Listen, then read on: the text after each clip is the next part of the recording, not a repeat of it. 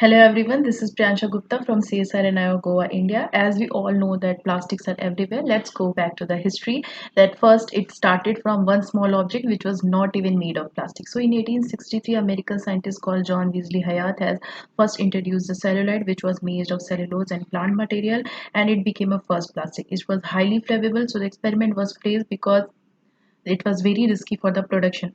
So after 44 years in 1907, Leo Baekeland has produced a bakelite which was mixture of phenol and formaldehyde and it was less flammable. So the production started. So 1907 to 33 there were different kind of polymers were made. In 1933 first time polyethylene was introduced to the industries and it started a lot of plastic materials. Plastics are made, shipped, used and consumed and discarded in the natural environment, and here we can see that it is not biodegradable, it can be up to 100 years.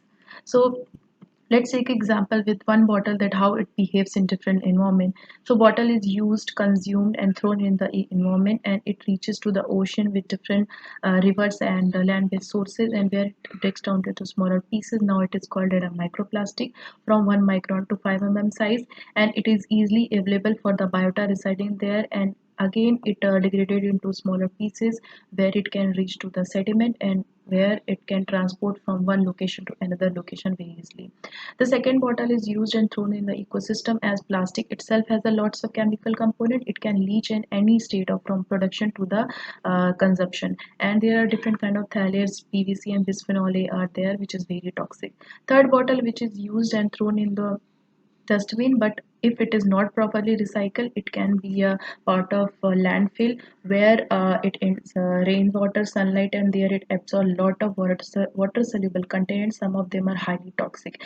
This leachate absorbed by the soil reaches to the rivers, poisoning our ecosystem and harming our life.